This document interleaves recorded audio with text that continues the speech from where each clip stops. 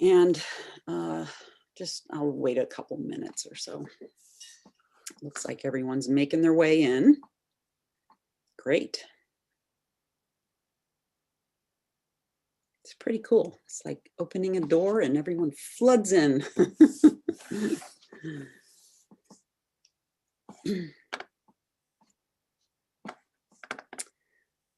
All right. Starting to stabilize with people. Let's see, I'm going to first just make sure that Will's committee is all here, which, you know what? There's one.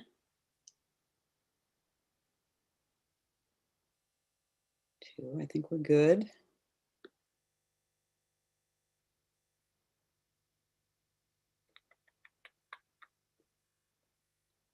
Sometimes you get counted as a first name and sometimes as a last name. Okay, I think we are good. All right, let's go ahead and get started. My name is Sue Spinagle, and welcome everyone. Really glad to see everyone here this morning, and thank you for joining us on this momentous day, though it's a little odd doing all this by Zoom, and we're gonna try our best to coordinate all this. I wanted to first just acknowledge Will's committee, who I believe are all here. Rick Broder from NOAA is here, and Bob Cowan, Kirsten Groward-Culvert, and Jessica Miller. Thank you, all of you, for your time with Will's whole dissertation from the onset. I also wanted to mention to everybody that we're doing this in a webinar format, so we can't see you. So you can make all the faces you want. We also can't hear you, at the moment at least. By the time we get to the end, we will, well, we'll go over that at the end, but you can raise your hand and we'll allow you to switch yourself on and ask Will any questions you might have. That is if you're not a member of his committee. If you're a member of his committee, you need to wait, and we'll do that behind closed doors. So right now, if there's any sort of problem with the sound, with anything, contact us via chat if you would, and we'll try to resolve everything. But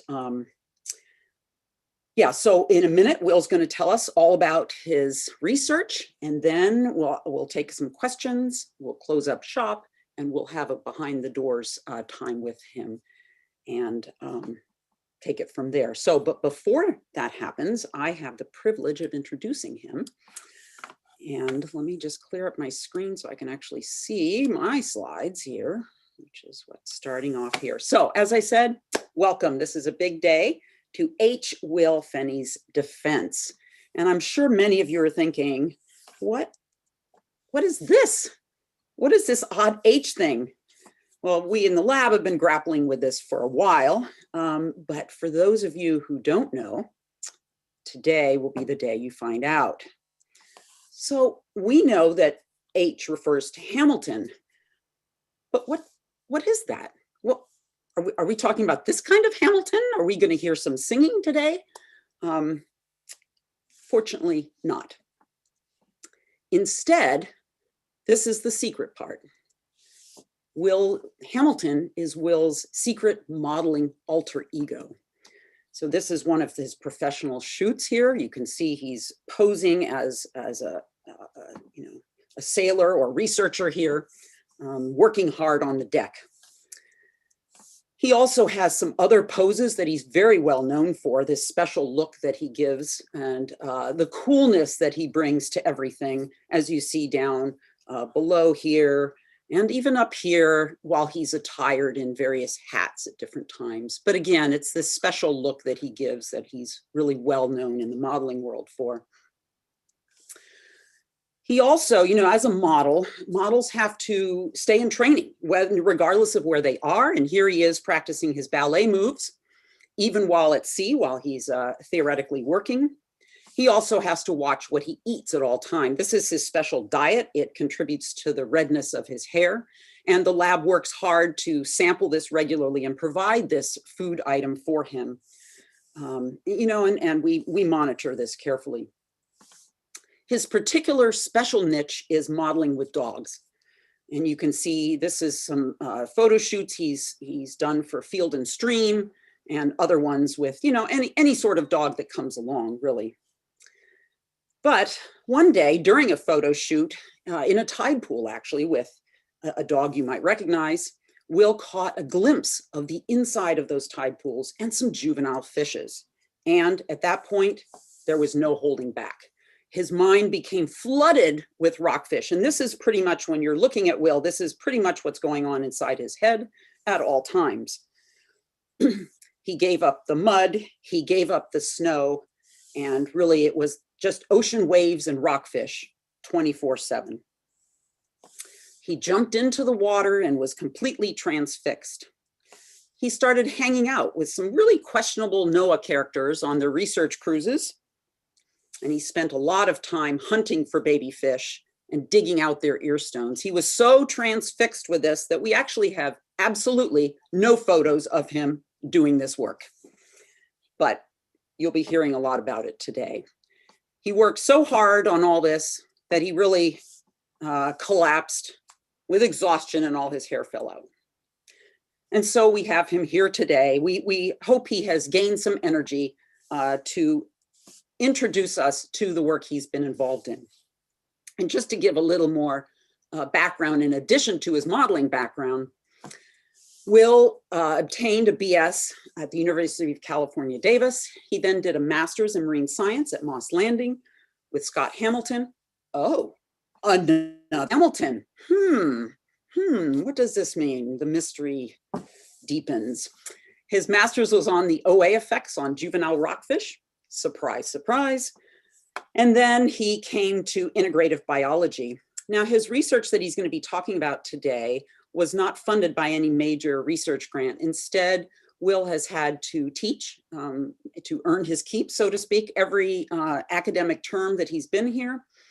And he also has applied for and obtained a number of awards to support this research. A couple Mamie Markham Research Awards through the Hatfield Marine Science Center, Lewis and Maud Hill Coastal Marine Studies Award, the ODF&W Marine Reserve Scholarship, the Oregon Sea Grant Robert Maloof Scholarship, and when he first started, the Provost Distinguished Graduate Student Scholarship. He's also worked hard at service, participating in graduate student organizations, both in IB, integrative biology, as well as at Hatfield. And he enjoys communicating with the public and enjoys participating as an interpretive diver at the Oregon Coast Aquarium and holding a number of workshops and communicating with the public in our various open houses. I am very pleased to tell you that after this, assuming it all goes well, that Will has a postdoc that he will be going to a little farther south in San Diego, working at the Southwest Fisheries Science Center with Andrew Thompson. And we're very excited for him and certainly hope it goes well today so that he can do that. All right, Will, you're up. I'm going to stop sharing and it's your turn.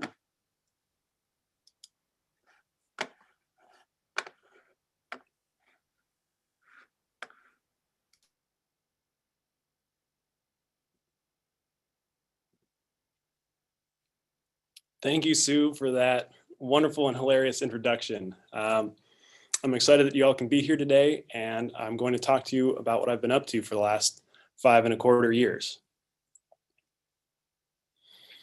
So fish and fish populations are important both economically and ecologically. Large predatory fish that sit atop of food webs can exert top-down control to maintain ecosystem diversity and function, while young fish and forage fish species are important energy conduits linking primary productivity in the plankton to the higher trophic levels. Fish populations also support coastal economies through tourism, as well as through providing for recreational and commercial fisheries, such as those found off the coast of Oregon here. And because of their importance, there's been a lot of work trying to understand why fish populations can vary so much from one year to the next. This is an old question that's been asked for over a century. And in the early 1900s, Johan Hjort, a Norwegian fisheries scientist and statistician, tried to explain why North Atlantic fish stocks could vary by orders of magnitude over the course of a decade. And he had a revolutionary set of hypotheses that completely changed the direction of fisheries oceanography and set the stage for the next 100 years of research. He suggested that variability in adult population size was driven by variable survival during the earliest life stages of fishes. And his two hypotheses suggest that during the earliest days of life, survival is driven mainly by the ability of young fish to find food and by the currents that affect the larval distribution. So in years when there's high retention, there's high survival, and years when currents advect larvae offshore, there's low recruitment success. And his hypotheses translate to population variability in the following schematic. So on the x-axis, we have time in days, and on the y-axis, we have abundance. And marine fish are highly productive, with females producing hundreds of thousands to millions of eggs and larvae each year. And this is per individual female.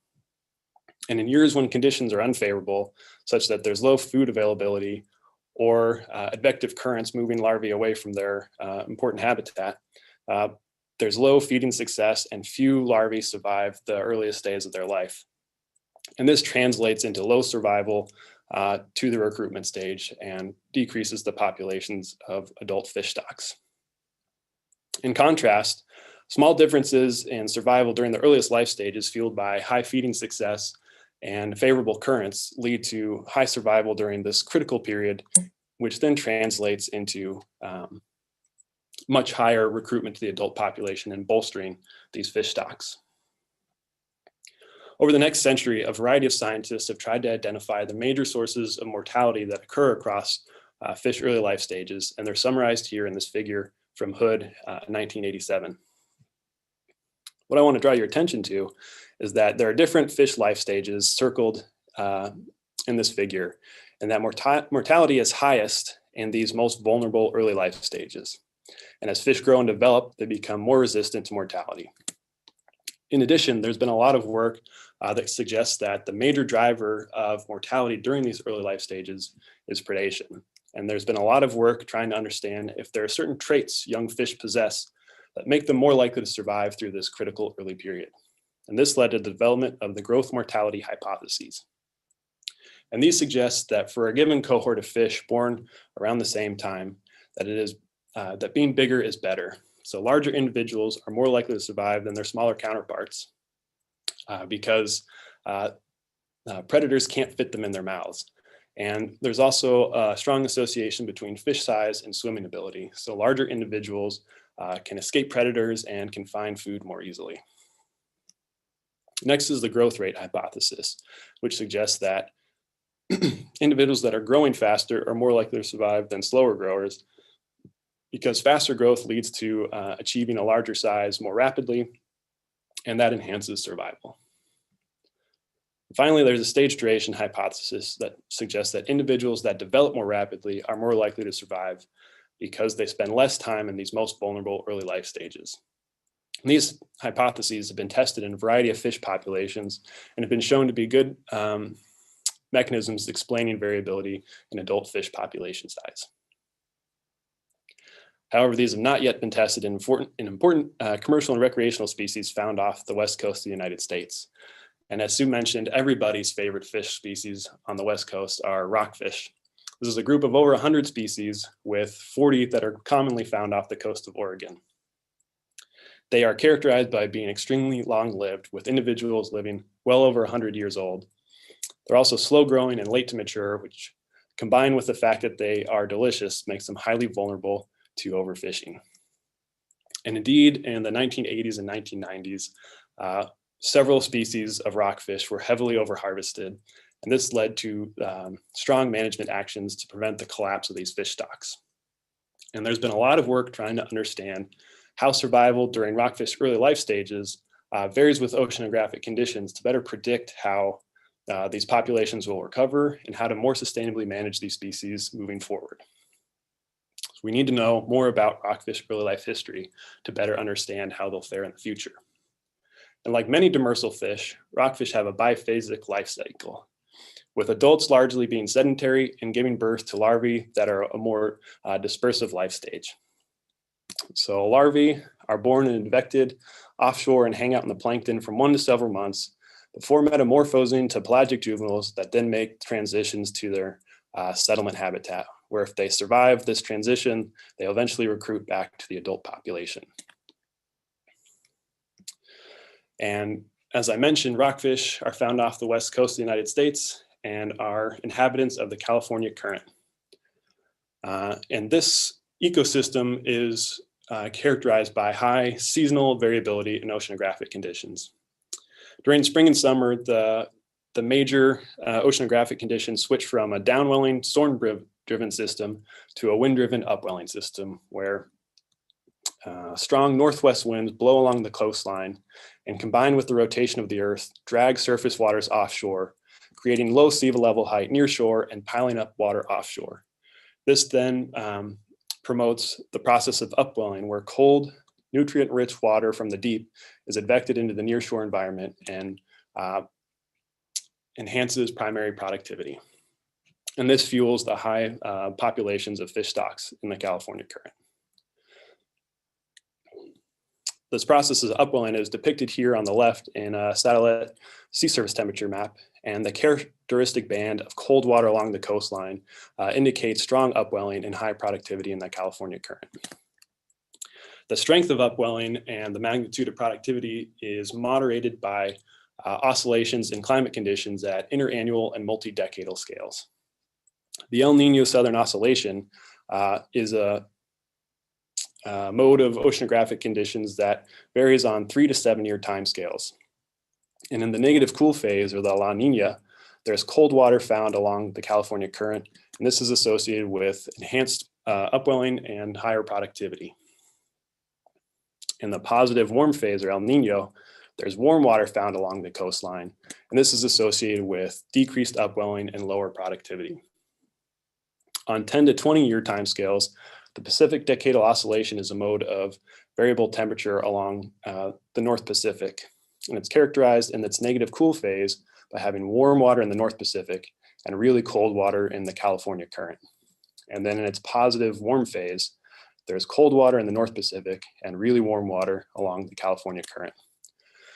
And these different sources of oceanographic variability interact with each other to lead to really high interannual variability in the conditions rockfish experience in the California current. And perhaps unsurprisingly, there's really high variability in rockfish recruitment because they live in this highly dynamic system. So this figure on the left shows how a variety of rockfish species not only have kind of really coherent patterns of abundance, but also vary dramatically from one year to the next. And this is shown in this figure here, where several species show very, very similar patterns in pelagic juvenile abundance.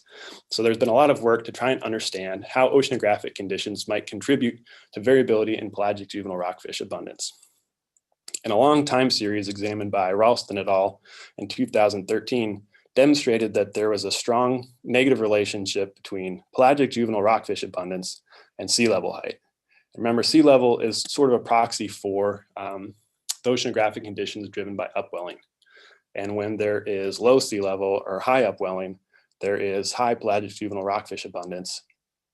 And as sea level increases, pelagic juvenile rockfish abundance decreases.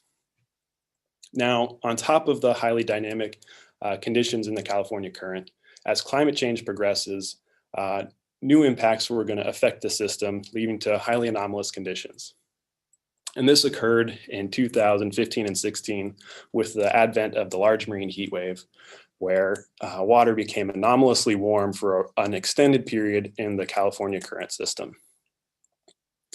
And this had the effect of kind of disrupting the pattern between rockfish, pelagic juvenile abundance, and sea level height. So here's the time series before the marine heat wave. And then the time series that includes the heat wave shows that there's no longer a strong relationship between sea level height and rockfish abundance. Researchers found that a new index, the spiciness index, which measures the relative contribution of Pacific subarctic water compared to the equatorial Pacific water that fuels the water that's upwelled in the California current, is a good predictor of rockfish recruitment variability despite the anomalous conditions. And this shows a significant negative relationship in the previous time series, as well as incorporating the new time series that incorporates the highly anomalous conditions.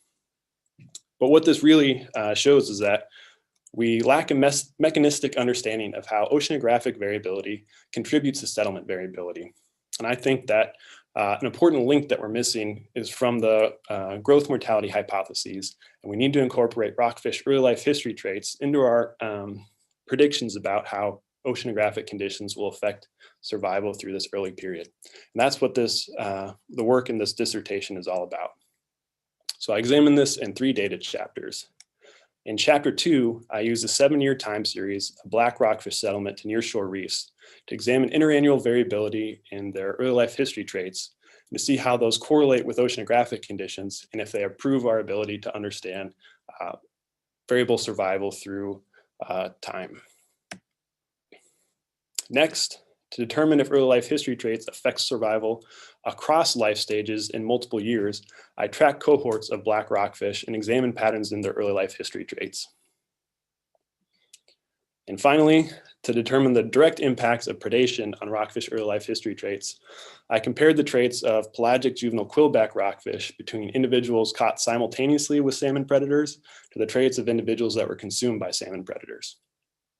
And with the combination of these 3 chapters, I hope to demonstrate that in collaboration with a lot of people that rockfish early life history traits are an important component to predicting how rockfish respond to oceanographic conditions and how that affects their survival through their early life stages. So let's dive into the data chapters. The first one I'm going to talk about examines how larval rockfish growth through a marine heat wave may provide a window into the future and predicting how rockfish recruitment variability will be impacted by climate conditions. And I need to make a distinction between definitions because I've already kind of goofed up on this already. So there's a difference between recruitment and settlement. Recruitment is a fishery term that talks about the number of individuals that survive to recruit to the adult population and are captured by the fishery. Settlement is the process of individual fish surviving through their larval and pelagic juvenile stage to settle into nearshore reefs, excuse me. And so this is only a measure of their survival through like the first 6 months of their life. And we're going to use that as a proxy for recruitment because we couldn't measure that directly. Okay, so in this chapter, I'm examining black rockfish. They are the most commonly caught recreational fish off the coast of Oregon. They can live to be 50 years old. Juveniles recruit to nearshore habitats, or I should say settle, between May and July, and they make delicious fish tacos. So our hypotheses for this chapter was that larval growth rates will vary with environmental conditions, and that oceanographic conditions leading to rapid early growth rates will correspond to years of strong black rockfish settlement. To collect black rockfish and examine their early life history traits, I partnered with numerous organizations to take advantage of a nearshore monitoring, fish settlement monitoring time series that was started by Kirsten Grower at Culvert at Oregon State University. It is maintained in collaboration with ODFW's Marine Reserve Team and the Oregon Coast Aquarium. And this program is designed to compare settlement between marine reserve habitats and nearby comparison areas. So there are 8 settlement devices deployed, 4 in Otter Rock Marine Reserve and 4 in Cape Foulweather, which is a comparison area. And we use standard monitoring units for the recruitment of fishes, or SMRFs. These are cylindrical garden fence mesh bags that mimic the kelp forest canopy habitat that young fish that are transitioning from their offshore life stage to their nearshore settlement habitat use to identify appropriate settlement habitat, and it makes it really easy to collect them. In this figure at the top, you can see juvenile rockfish hanging out right by a SMRF, and when we go down to collect them with hinged nets to engulf the SMRF, the fish will actually swim into the SMRF, making it really easy to capture them.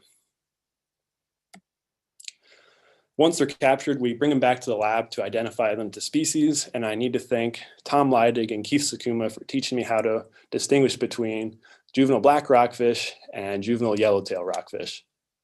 Once they're identified and measured, we then need to dissect otoliths from them. And here in this picture where the brain case is removed from a fish head, you can see that there are these bony structures that hang out on either side of the brain. And these are their otoliths. And these are really important for 3D spatial orientation in fish, and they're also important for hearing. This figure, or this image on the right, shows the complex 3D structure of these bones.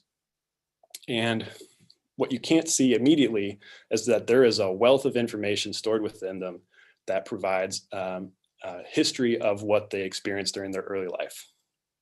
So imagine, if you will, the wall that you had in your house growing up, where your parents would measure your height every year on your birthday to give you an idea of how tall you were every year of your life and how much you had grown between one year to the next.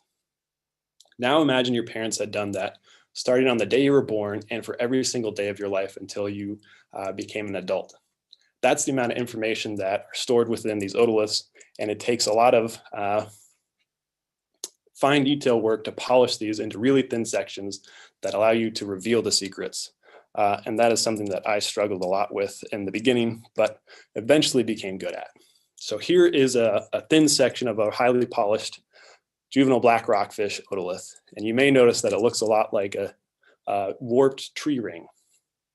And when we zoom in on the core here, I'll show you how we can identify certain early life history traits.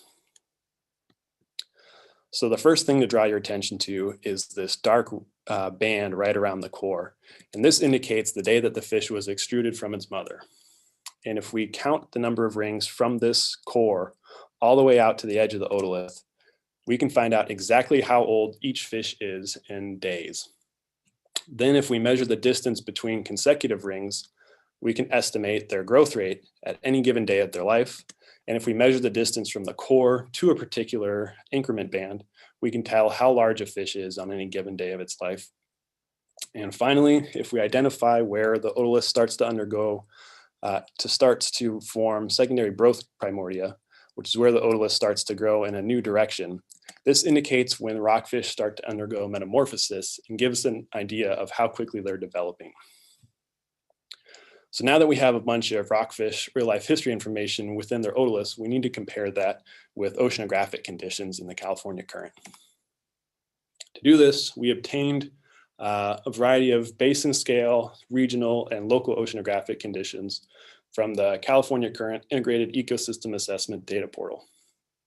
Here I've plotted monthly mean values of the Pacific Decadal Oscillation, which is on the top, the Ocean Nino Index, which is a measure of the El Nino Southern Oscillation, in the middle, and the North Pacific Gyre Oscillation, which is a measure of the relative strength of upwelling and the productivity that it produces in the California current.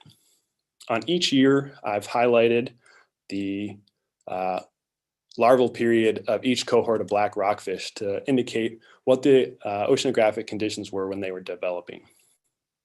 And I'm going to walk through how conditions changed over the course of this time series.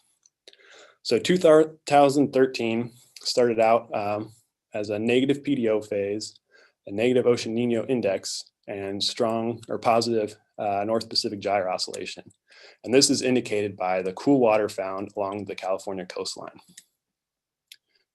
As we move into 2014, the warm blob developed in the North Pacific and started to change oceanographic conditions in the California current.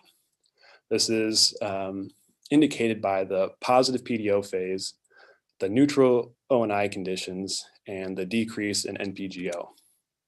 As conditions progressed into 2015, conditions in the California current became incredibly warm, indicated by the strong PDO and the ONI indices and the negative NPGO. And as we moved into 2016, strong El Nino impacted the system, further affecting the temperature and the upwelling. And as we moved into 2017, the marine heat wave started to dissipate, though some effects lingered. And then in 2018, conditions started to return to normal before fears of a new blob forming in the North Pacific began in 2019. This blob did not create nearly the same impacts as the large marine heat wave in 2014 to 2016. Next, we examined how local scale oceanographic conditions were affected off the coast of Oregon.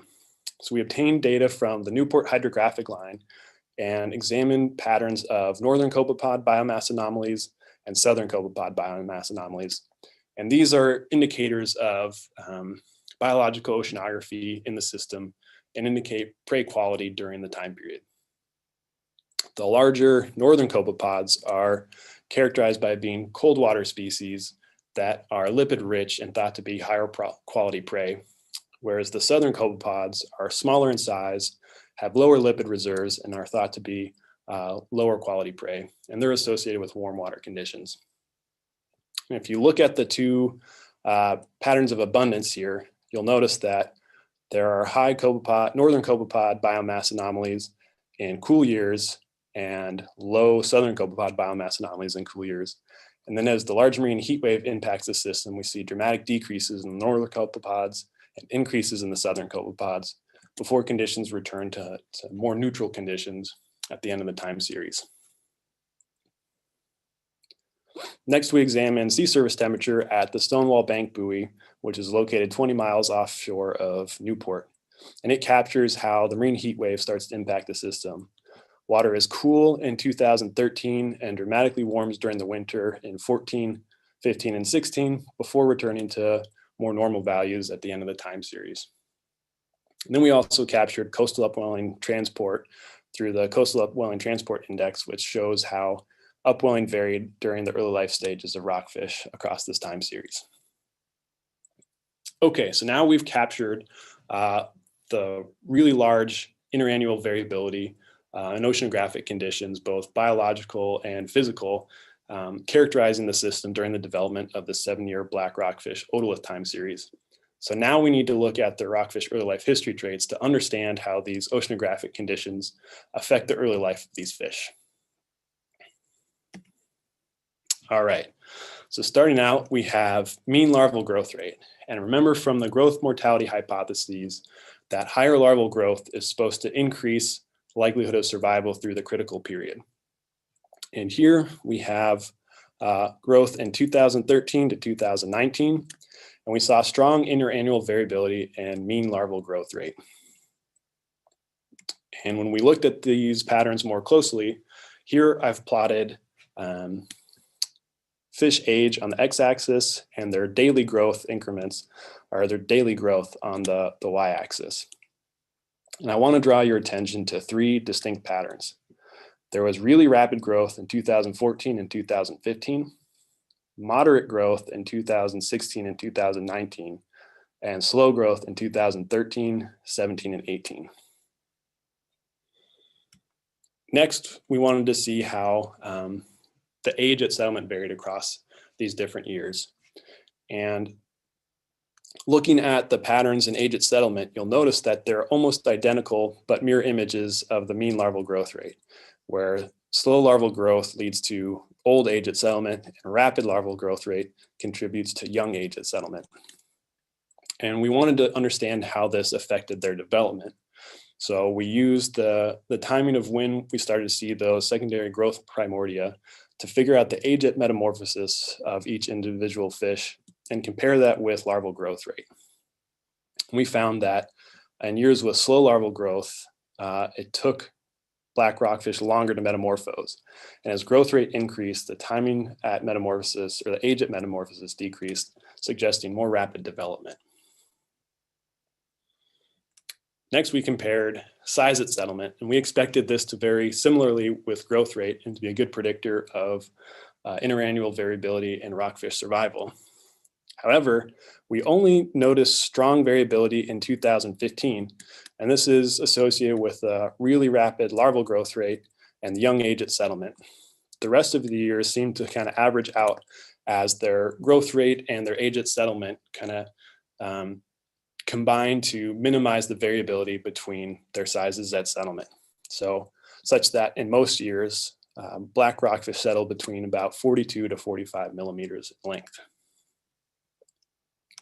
Finally, we examined patterns in rockfish settlement rate variability and found that in 2013 and 2015, there was really low settlement, whereas 2016 and 2019 had high settlement. So now that we know that there is interannual variability in black rockfish early life history traits and really large patterns of variability in the oceanographic conditions, we need to link these together to understand how oceanographic conditions affect the early life history traits of rockfish. To do this, we use partial least squares regression, which is a multivariate statistical tool designed to maximize the variability explained between multiple predictor variables and our particular response variable. This is a powerful tool because it is robust to small sample sizes and to strong correlations between predictor variables. This figure on the left breaks down the variability in black rockfish growth rate into two components.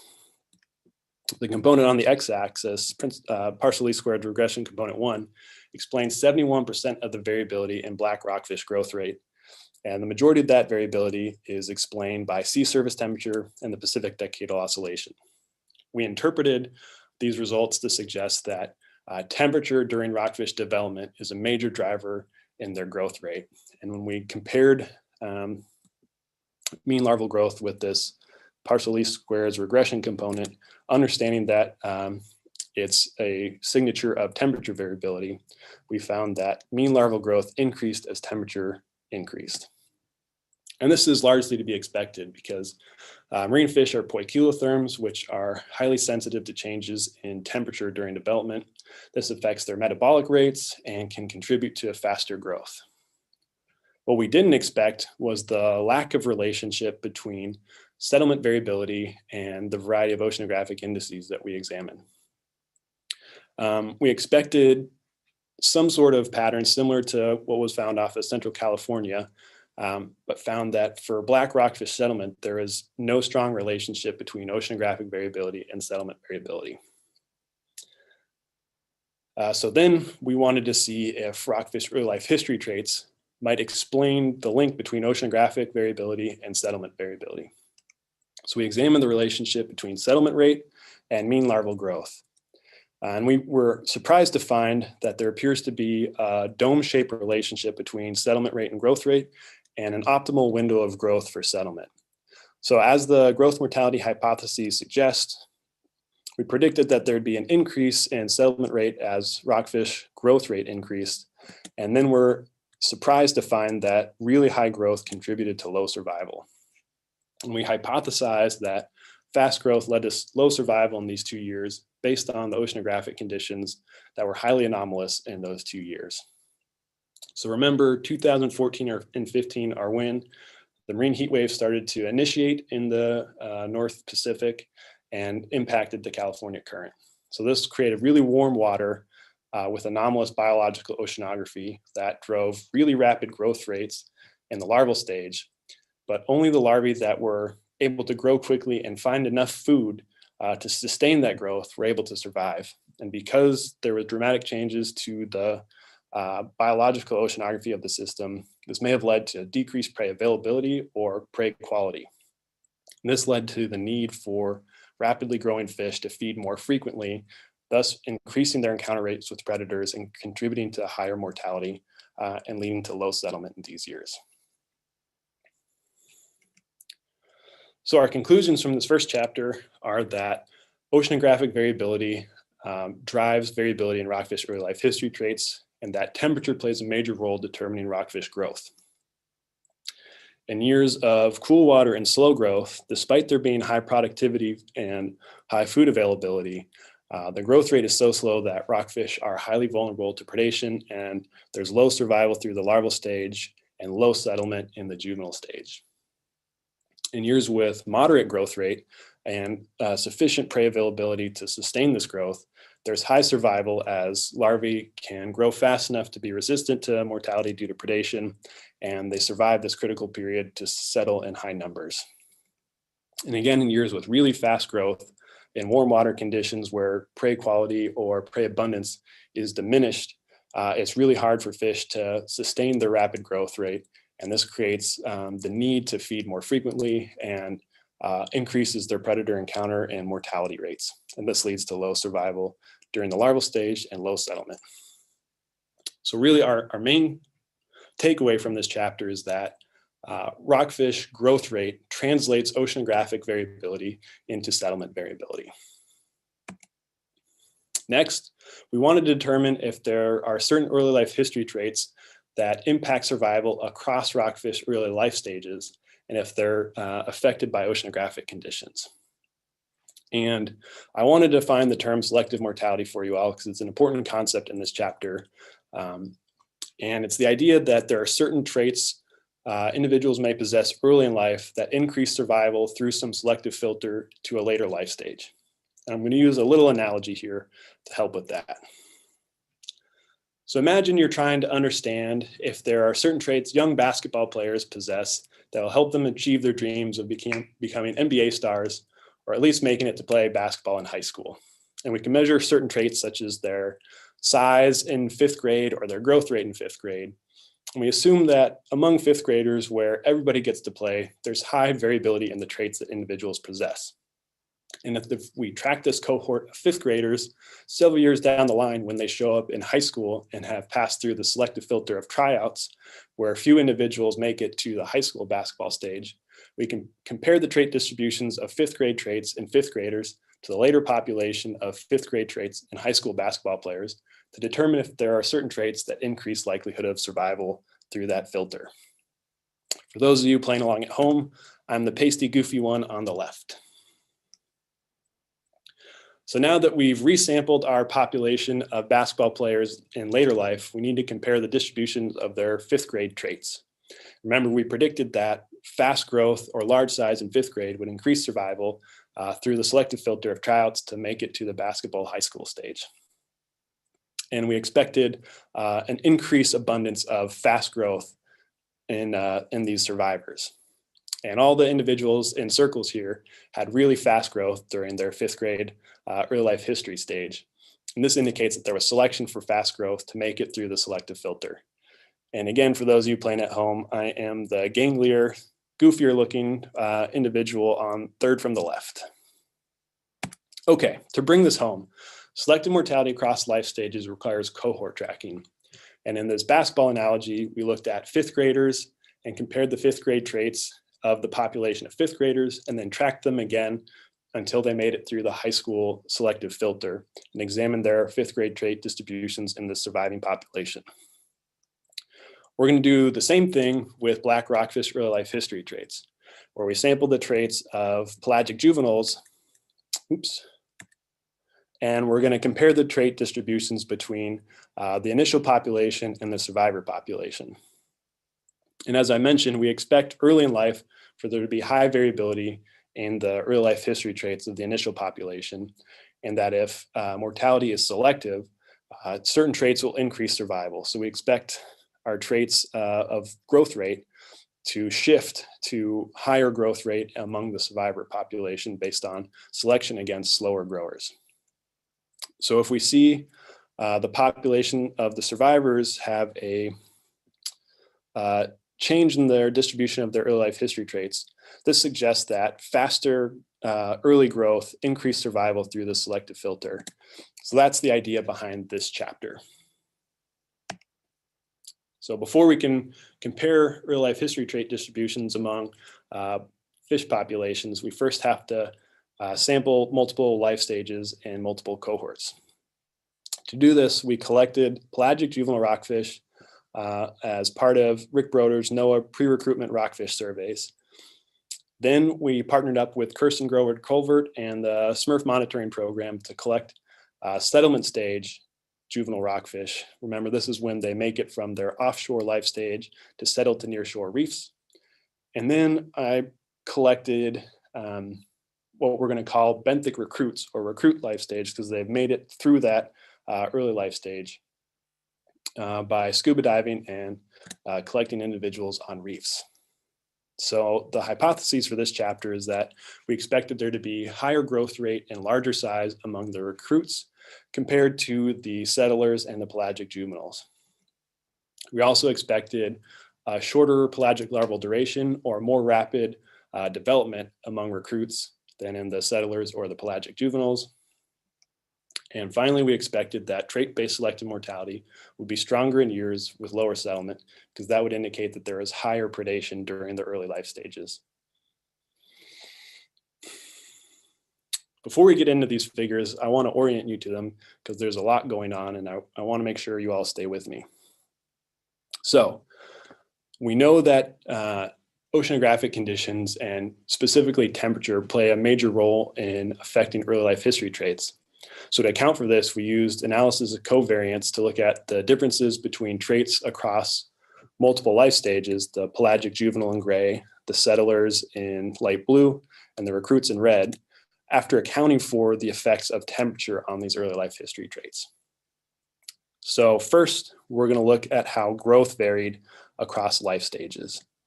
And this figure here depicts that there is significantly faster growth rate during the settlement and recruitment stages compared to the pelagic juvenile stage, and that mean larval growth increased with increasing temperature. Age at metamorphosis did not vary across life stages. However, there's a negative relationship between age at metamorphosis and temperature, and there was no difference in size at metamorphosis across life stage, and no effect of temperature on size at metamorphosis. We anticipated that size at metamorphosis, like growth rate, would be a prime characteristic for examining patterns of survival across rockfish life stages, and were initially surprised that there was no strong relationship between size at metamorphosis and the different life stages. However, we explained this lack of a relationship by the contrasting patterns in larval growth rate and age at metamorphosis with temperature. So in years when temperature was warmer, this led to faster larval growth rate, and it led to younger age at metamorphosis. And in years with colder conditions, that led to slower growth rate in older age at metamorphosis. These essentially balanced out the size of individuals when they metamorphosed and led to the lack of pattern and size at metamorphosis across life stages. Next, we wanted to determine if there are certain early life history traits that affect survival across the transition from the pelagic stage to the settled stage. So here we measured pre-settlement growth between settlers and recruits. So this captures the growth rate on the 7 days prior to settlement.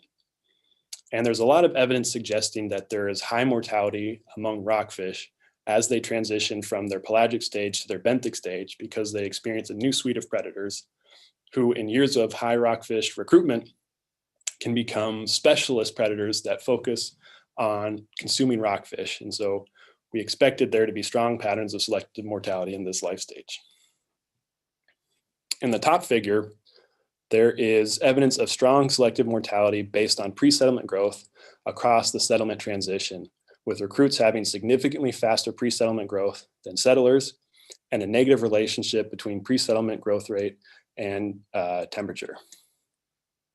Once again, there was no significant relationship between size at settlement and the two life stages.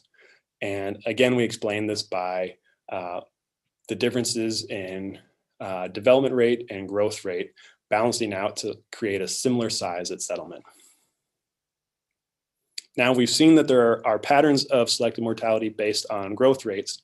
And in the years where we found significant selective mortality based on growth, there is also significant relationships with temperature. We wanted to examine whether or not there is interannual variability in the strength of selective mortality in these traits. To do this, we broke up our analyses into looking at patterns in each year. So again, we have mean larval growth rate on the y-axis here, and we have 2016, 17, and 18 comparisons on the left. The main point I want to draw your attention to is that there's a consistent pattern of higher larval growth rate among recruits compared to settlers in each year, but we only found evidence of selective mortality between the pelagic juvenile and the later life stages in 2016. We can't say if this only occurred in 2016 because we were unable to capture pelagic juvenile rockfish in 2017 and 2018. This is despite us going out on Rick Broder's cruises. There just weren't any black rockfish that in the collections. And this may be due to the lower survival during the larval stage in these years, which we'll talk about in a little bit. So we found patterns of higher larval growth rate in recruits compared to settlers in each year, but we only found significant differences in 2016.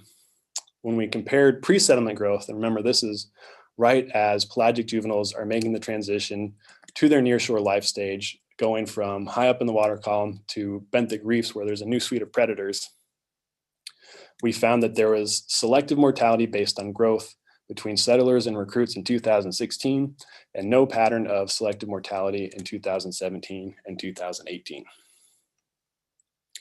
To investigate this more closely, we examined the daily growth trajectories of these three cohorts. So we labeled 2016 in the red here, 2017 in the purple, and 2018 is in blue. This first dashed line indicates the end of the larval period. So when we made comparisons between larval growth rate across years, we're looking specifically in this period. We found that there was significantly faster larval growth rate in 2016 than in 2017 and 2018. And this likely contributed to the higher settlement rate or survival through the pelagic phase in 2016 compared to 2018. Next, we looked at patterns of pre-settlement growth between the 3 years and found that 2018 had significantly faster pre-settlement growth than 2016 and 2017. And we hypothesized that this is due to the biological oceanography of these years. 2016 and 2017 were still impacted by the biological impacts of the large marine heat wave, and there were lower abundances of northern copepod biomass and higher abundances of southern copepod biomass, indicating poorer feeding conditions for juvenile rockfish, which consume primarily copepods as their main source of prey. 2018 had higher abundances of northern copepods, indicating higher prey quality, and we expect that this is what drives the patterns and differences in pelagic juvenile growth rate prior to settlement in these years. So in conclusion, we found that there were strong relationships between early life history traits and temperature, with larval growth once again showing a significant positive relationship with temperature and stage duration decreasing as temperature increased. And that juvenile growth decreased with increasing temperature, and this is likely a result of changes in the biological oceanography in warm years. 2018 was a cool year where we found slow larval growth rate and fast juvenile growth, driven mainly by the high abundance of northern copepods. There was low settlement in this year and no evidence of selective mortality. 2017 had moderate water conditions, which led to slow larval growth rate, low juvenile growth rate due to the low northern copepod biomass, contributed to moderate settlement and no selective mortality. And 2016 was an anomalously warm year with fast larval growth, slow juvenile growth due to the copepod biomass anomalies, and this contributed to high settlement and selective mortality, which indicates that selective mortality may only be important in years with high survival of black rockfish early life stages. Okay, now we wanted to test whether or not predators created patterns in rockfish early life history traits, and whether or not individual predators were agents of selective mortality. So we compared quillback rockfish early life history traits during their pelagic juvenile stage between individuals consumed by coho salmon and those that had survived encounters with salmon. As pelagic juvenile rockfish are making their transition from their offshore life stage to their nearshore life stage, juvenile coho salmon are exiting rivers and streams and entering the ocean, where they become highly piscivorous, and rockfish become an important component of their diet.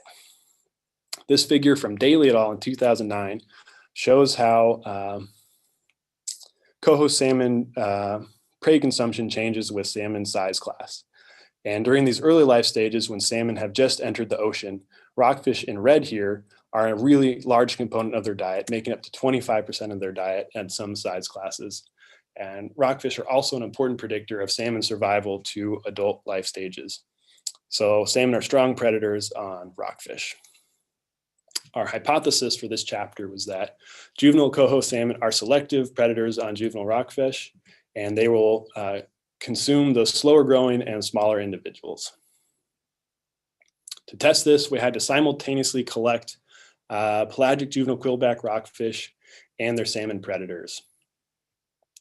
We teamed up with NOAA's Juvenile Salmon Ocean and Ecosystem Survey in 2018, and were able to collect rockfish during their pelagic juvenile life stage and in the stomachs of salmon.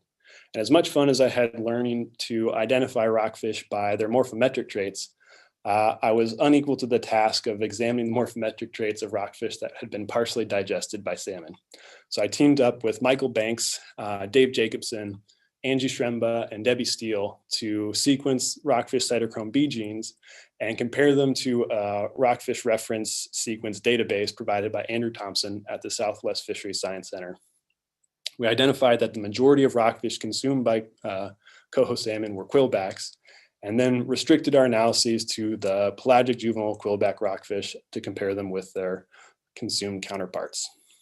Besides being a handsome rockfish, quillback rockfish are characterized by having relatively shallow distributions during their larval and pelagic juvenile stage. And as they move to nearshore habitats, that puts them in direct contact with juvenile coho salmon and allows for these predation events. Once again, we used Otolith microstructure analysis to characterize the early life history traits of the pelagic juvenile quillback rockfish. And you may notice that this otolith is much smaller and has much fewer rings than the black rockfish otoliths. And that's because quillback have a much shorter pelagic larval duration, and it makes reading them and aging them a dream in comparison. So once again, we measured the number of increment bands from the core to the edge to count their age. We measured the distance between consecutive bands to measure growth rate on a daily scale, and then used the last 5 days of growth, the average of the last 5 days of growth, to estimate recent growth rate prior to encountering salmon to determine if that was a good predictor of survival. And again, we used the distance from the core to any particular otolith increment to estimate size at a given age. So in the next couple of figures, I'll have survivors in green and consumed fish in blue. And we predicted that survivors would be larger and faster growing than the consumed individuals. The next couple of figures will have the same orientation, where we'll have rockfish status on the x-axis. And again, our consumed are blue and our survivors are green. And here we compared size at capture between the two groups and found that survivors were growing significantly were significantly larger, 15% on average, than the consumed counterparts. When we compared age between the two groups, we found that survivors were on average 6 days older than consumed fish. And when we compared mean recent growth rate between the two groups, survivors were significantly faster growers, 36% higher growth on average. To examine the patterns of their early life history traits to see if this contributed to differences in their traits when they encountered the salmon, we looked at their daily growth trajectories. Again, we have age and days on the x-axis and their daily growth rate for each day of their life on the y-axis. And this figure shows a surprising pattern of the blue consumed fish actually having faster early growth than the survivors till about day 28. And then the survivors began growing faster than the consumed individuals. This carried over into their size at age trajectories, where consumed fish began to be larger in size due to their rapid early growth. And this pattern was maintained until about 30 days of life before the consumed fish caught up. And then prior to encountering salmon, the survivors were larger in size and growing faster than the consumed fish. And once again, we found a significant positive relationship between rockfish growth rate and sea surface temperature. And that because there are differences in when the quillback rockfish were born, they experienced different oceanographic conditions, and this contributed to variability in their early growth rate. The survivors were born early in the year and developed in cooler water, which led to their initially slower growth, where the consumed fish were born later during warmer water conditions and therefore had faster growth rate during early life. So in summary, we found that survivors were born earlier and developed in cooler water than consumed fish. The consumed fish were born later, developed in warmer water, and were growing faster earlier on because of this warmer water during development. However, survivors caught up and were growing faster and larger prior to capture, and this led to variability in the early life history traits of quillback rockfish when they encountered salmon. Salmon selected against the smaller, younger, and slower growing individuals in line with the growth mortality hypothesis. And once again, we found that rockfish trait variability was driven by differences in when fish were born, and more importantly, the temperature of the ocean when they were developing. All right, to wrap all of this up, the main patterns from these 3 chapters were that temperature drives variability in growth rate, and growth rate links oceanographic conditions during development and translates that to variable survival. This is what we found when we examined patterns of 7 years of black rockfish settlement to nearshore reefs, that growth rate was positively related to temperature, and that growth rate translated oceanographic variability to settlement variability in the form of this dome-shaped relationship between settlement and growth. Next, we looked to see if there was differences in early life history traits across rockfish life stages to determine if certain traits increase survival through ontogeny. We found once again that oceanographic conditions drove variability in rockfish growth, and we only found patterns of selective mortality in a warm year that had high settlement. And in 2016, we found that there was strong selection for larval growth rate as well as pre-settlement growth rate, and this led to enhanced survival. Finally, when we looked at the direct impacts of predators on pelagic quillback rockfish, we found that they selectively consumed slower growing and smaller individuals, and that rockfish early life history traits are important throughout their larval period and into their juvenile period. And whenever it is that they encounter the predator that's consuming them, it's their early life history traits at that moment that determine survival. And once again, there is a strong relationship between growth rate and temperature, and fast recent growth increased survival. So in summary, oceanographic conditions govern rockfish growth rate. We know that in years with cooler water, growth is slower and it increases with increased water temperature.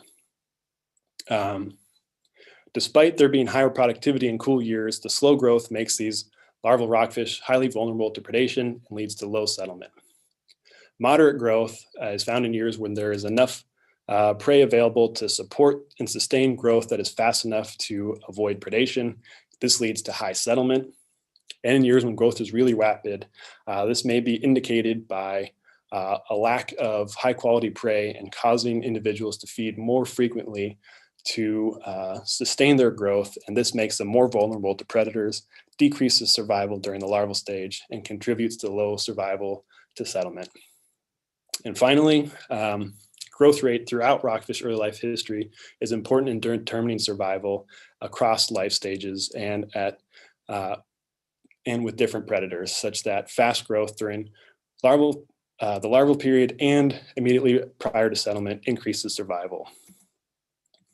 So one more time, I want to make sure that you understand that incorporating rockfish early life history traits allows us to interpret patterns of oceanographic variability and how that translates to settlement variability. And we believe that including rockfish early life history traits and future projections of figuring out how rockfish will survive in future oceanographic conditions will increase our ability to predict and forecast rockfish survival into the future. All right. There's a lot of people I need to thank for getting me to this stage to have completed this dissertation defense. First, I want to thank my advisor, Sue, first for taking me on as a graduate student, and then for helping me develop as both a student and a scientist and as a human being. I remember when my lab mate, Danny, described Sue as an advisor in his master's thesis defense, that he suggested that Sue is a superhero. And I agree that she has some superpowers of incredibly sometimes intimidatingly intelligence. And such that early on in my career, it felt like there was the eye of some omniscient being examining my my hypotheses and my science. And as I continued to work with Sue, I realized that this was a benevolent focus, and that Sue has this incredible intelligence and attention to detail that helps you translate or transform, that's the word I was looking for, transform your weaknesses into strengths and to build upon your strengths. And that Sue really is looking out for you and your development as a scientist and uses her power for good. So thank you, Sue, for helping me through my pelagic PhD phase. I want to thank Bob, my grad rep, as well as director of Hatfield for Marine Science. You may also know him as the perennial winner of the most magnificent mustache in marine science. He was a great committee member and was also a great example of how to be a field scientist. I got to participate on many research cruises with Bob for parts of the Mezcal program. And Bob was a great leader and led by example. He was always in the thick of things and always empowering students to develop new skills and gain confidence in their abilities as scientists. I remember our first research cruise on the Sekuliak, where we had some interesting conditions, and standing on the back of the deck looking at the back of the boat, you know, oscillate from just a few feet above the sea level, and then as a wave would roll through, I want to say it was 1,000,000 feet between the sea and the back of the boat, but it was probably like 15 to 20. Standing on the back there with a hook, trying to retrieve an incredibly valuable piece of equipment and thinking, what am I doing here? And then thinking, well, Bob thinks I should be here, so clearly I should be here, and I just need to figure out how to do this. And you know, Bob has this amazing ability to inspire confidence in yourself as a scientist, and I really appreciate that. It's also Bob's birthday today, and I know Sue said that there wouldn't be any singing in this defense, but I think we should all unmute ourselves and quickly sing happy birthday to Bob. So on 3, 1, 2, I'm just kidding. We'll talk about that later. If you see Bob today or think about calling him, wish him a happy birthday.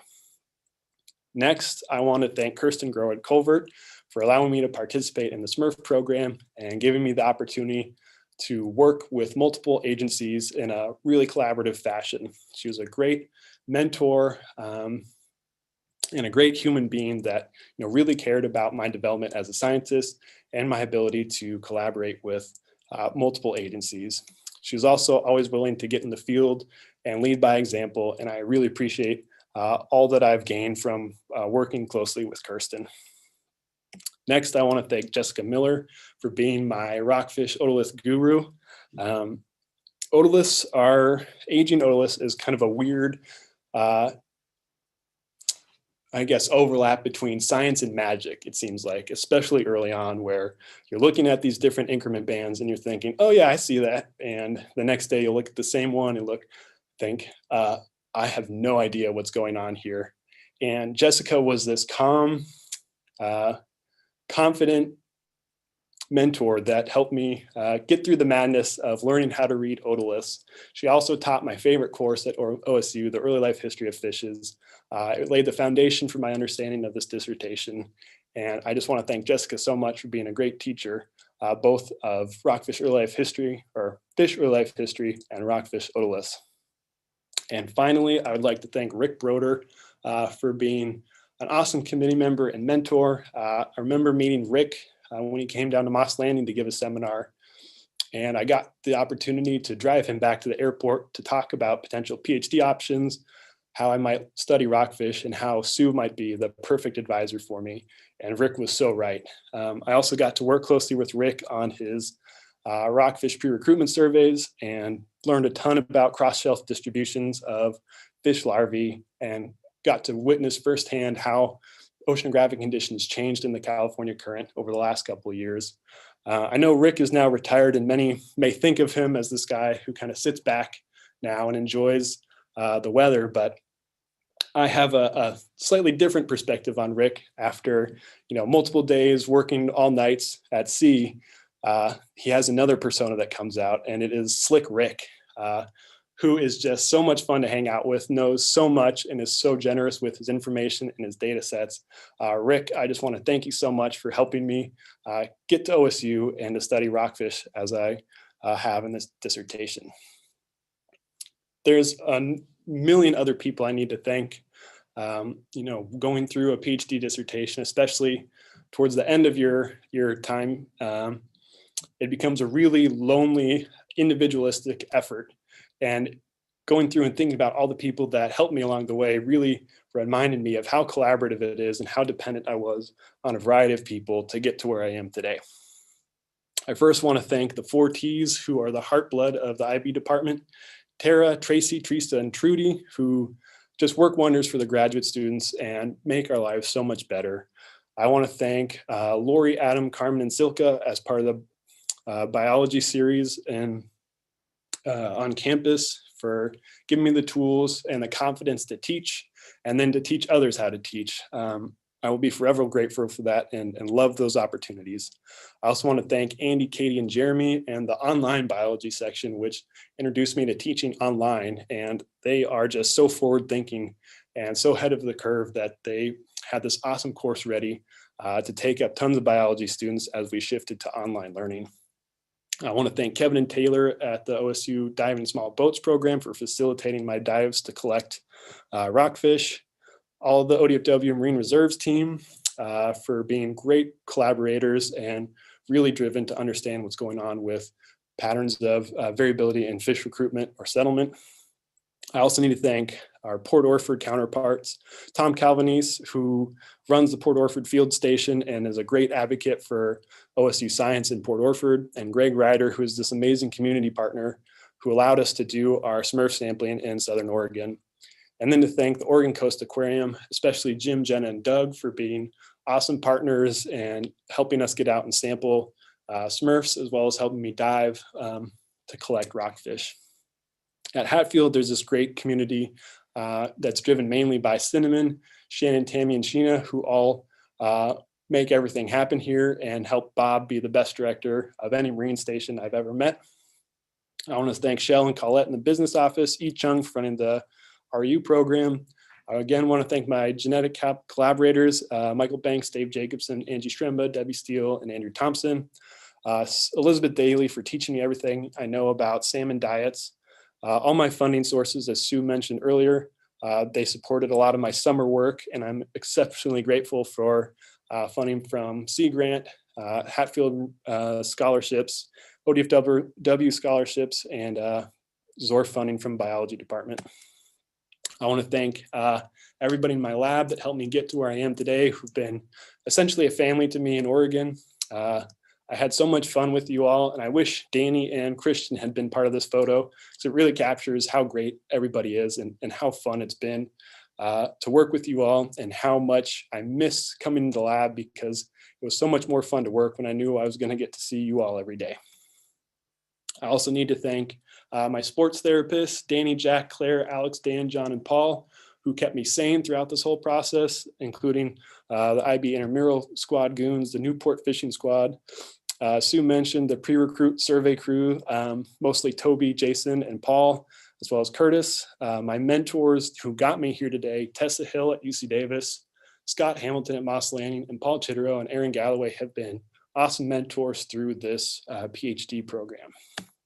Lastly, I got to thank my brothers, my UC Davis lacrosse buddies, Kyle, Tim, and Deej, as well as the band of bearded brothers from Moss Landing, Stephen and Christian, and our not so bearded brothers, Scotty and Mike, and not pictured in here because he hadn't developed the ability to grow facial hair yet, is Scott Miller. Finally, I want to thank my family, my parents and my sister for being this endless well of support and love throughout this process, for driving my excitement and interest in oceanographic work and marine biology and fish. And I want to thank Heather and Wookie for being the best partners anyone could ever ask for. I love you all, and thank you. I'd be happy to take questions.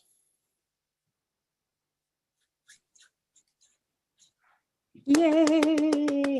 I'll clap for everybody else. Thank you. All right, everyone, that was great, Will. Let's navigate. I know we're running pretty late, so obviously if you need to go, go, but there are a couple questions, and if anyone would like to ask some questions in real sound, Teresa's standing by to turn off your mic, turn on your mic. So please just raise your hand, not this way, but virtually. And she will allow you to speak. That's my understanding, at least. Okay, let's see here. We have a couple questions, and okay, wait, I have them in both areas here. Okay, I think, okay, let's start. Again, just raise your hand in the participant box, and you'll be unmuted. But in the meantime, Greg asks, Will, nice job. Question about the conclusion that high growth rates and low settlement of black rockfish in 2014 and 15 is primarily a food-driven rather than a predation-driven issue. I realize that you are proposing that the two are related, but you didn't mention the effects of warm water on the predators, things like differences in predator species that may have been brought in with the warm water, or the differences in predator feeding needs and behavior due to the warm water. Can you provide your thoughts on these things? Yeah, excellent question, Greg. So one of the things that I noticed, thanks to Rick, was that there was this transition during the early stages of the marine heat wave from crustacean-driven to a gelatinous zooplankton-driven community in the California current. And 2015 especially had this huge influx of jellies. I think it was Aquaria is the genus of the species. And it may be that there were many more of those in the system, and rockfish became much more susceptible to their predation because they had to feed more rapidly due to the oceanographic conditions. So I don't necessarily think that, I guess that they're separate sources of variability. I think that, yes, there were differences to the predator community, and it's gonna be important to think about predator identity during those stages. But I think the way that predation leads to increased mortality is because of the rockfish early life history traits and how they need to grow and survive despite the conditions that they're in. Okay, I think we have a live question coming. Teresa, do you want to? Yeah, we have a question from Kevin. Kevin, you can go ahead now. Hey, great. Will, can you hear me? Yeah, thanks, Kevin.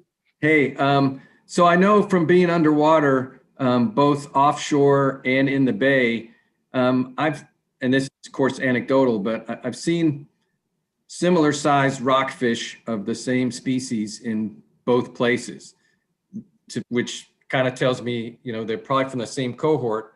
So some dropped out and settled offshore, and some appeared to make it and settle in a bay or a completely different area.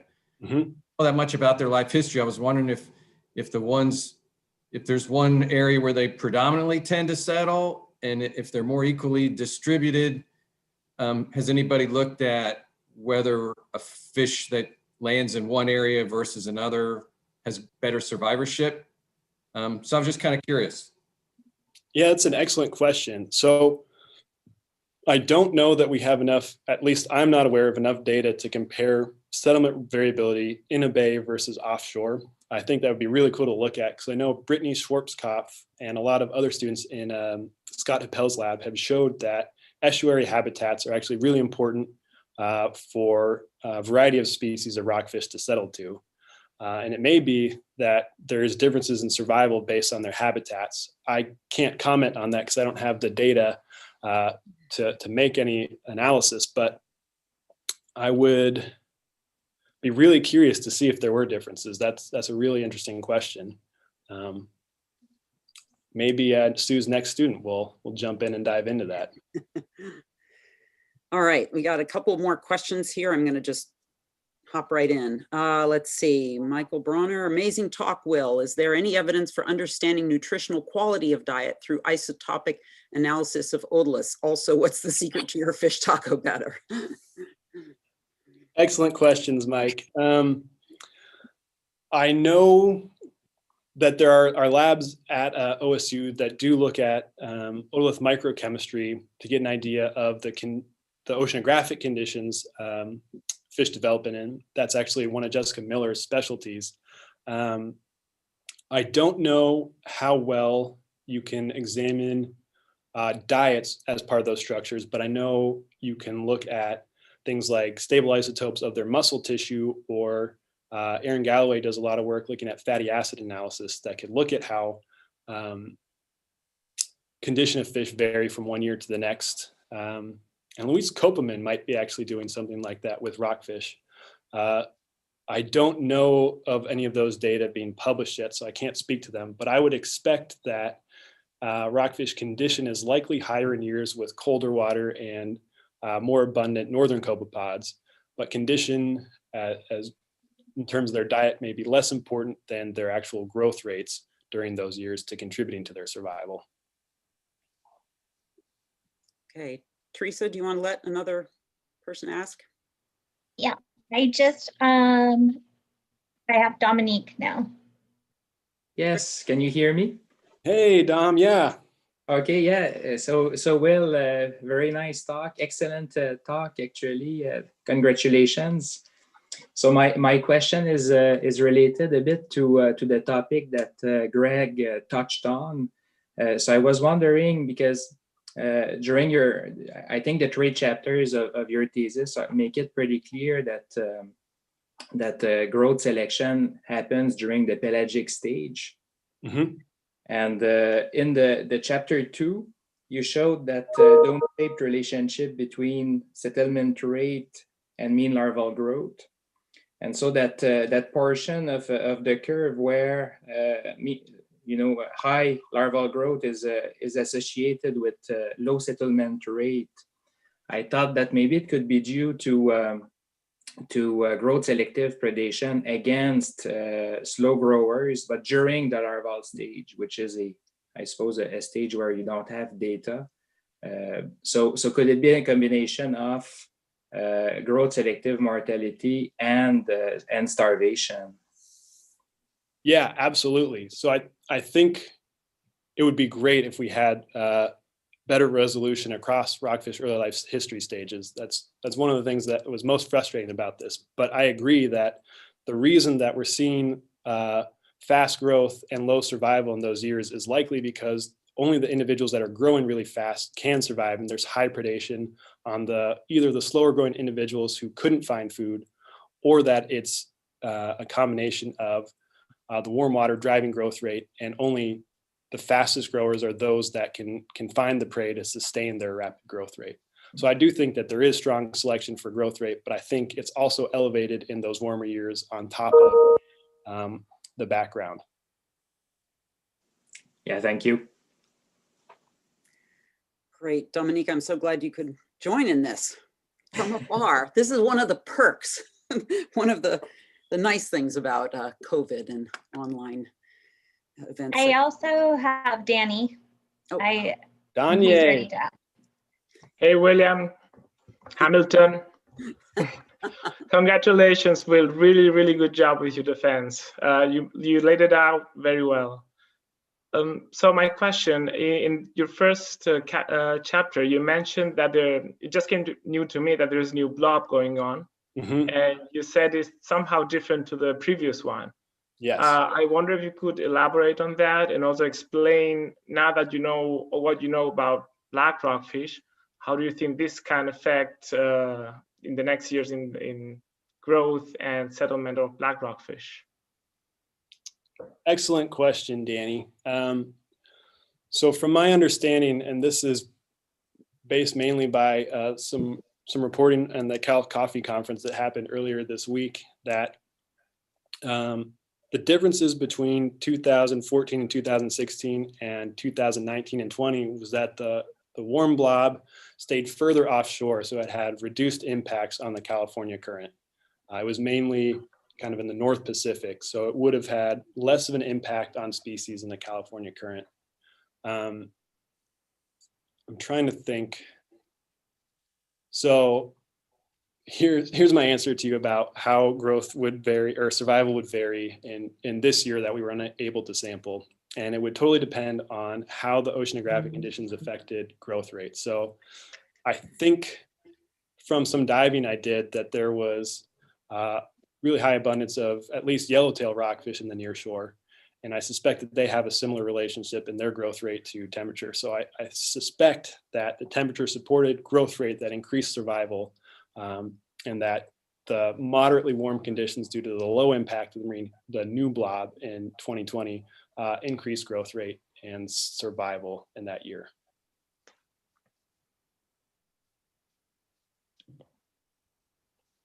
I know we're really running late. I'm gonna, it's hard to get to. Let me read this question from Francis Chan. Great talk, Will. I'm curious about the strength of the temperature effect, particularly in light of, let's see, the spatial patterns of temperature one can encounter, for example, plus or minus 4 degrees or more, depending on, on different sides of a front or thermocline. And as it relates to some of the other fine scale structuring that we see of fish and zooplankton, does a mean temperature that you used suggest that such structuring, fine scale structuring, and larval behavior might not matter that much in the scheme of things? Be very careful how you answer that. Yeah, I was thinking about a lot of the work our lab does. So, all right. So does mean temperature limit the impact of fine scale temperature fluctuations? Well, does it mean that those fine scale differences don't matter? I would say that they probably operate on different scales on a fish. So I think mean temperature probably affects what the floor of the conditions are among rockfish, in that the fine scale differences in how fish are experiencing those oceanographic conditions during certain phases of their life probably are the causes of the variability that we're seeing in each year. So, and say we had a really warm year, there's still variability in the growth rate of individuals in that year. And that's likely due to their different experiences during their early life, which could be caused by either their fine scale, vertical or horizontal distribution. So I think the mean value provides an idea of what the general conditions are going to be. And then the fine scale oceanographic conditions affect the actual variability of those fish in that year. Great. All right. I'm going to let one more come through here, and then I'm sorry, but we're going to have to move on because we have some time constraints by the committee members. It just disappeared. Hang on. Will White says, hey, Will, do you think there's a potential for maternal effects, BOFs and such, on either growth or phenology? Absolutely. One of the things I didn't get into as much in that final data chapter was how we saw differences in the early life history traits, including age of the quillback rockfish that we collected when they were encountering the salmon. And there's a lot of evidence to suggest that larger, older rockfish females can reproduce earlier in the year and have higher provision larvae that are better able to sustain starvation periods and have improved likelihood of survival. So I think that one chapter shows that the older individuals were more likely to survive that salmon predator encounter, which indicates that there may be a maternal effect that plays out later in their life, or that it just sets the stage for how they survive that one predator encounter. To fully answer your question, I would want to have a lot more information on different predators acting on different life stages. But I certainly agree that there is a maternal effect, and that's important to consider as it may impact the early life history traits of rockfish. Okay, we have to call it now. So thank you, everybody, for your enthusiastic participation, and thank you, Will, for a great presentation. And I know there's some extra questions, so we're going to save the chat and Q&A, or at least Teresa's going to do that. I'm not, and will get back to you, hopefully. So please join me in saying thank you to Will and congratulations. Thank you all for attending. And committee members, will take a 10-minute break, and then I will send you a Zoom Zoom invite for the next stage. Thanks, everyone.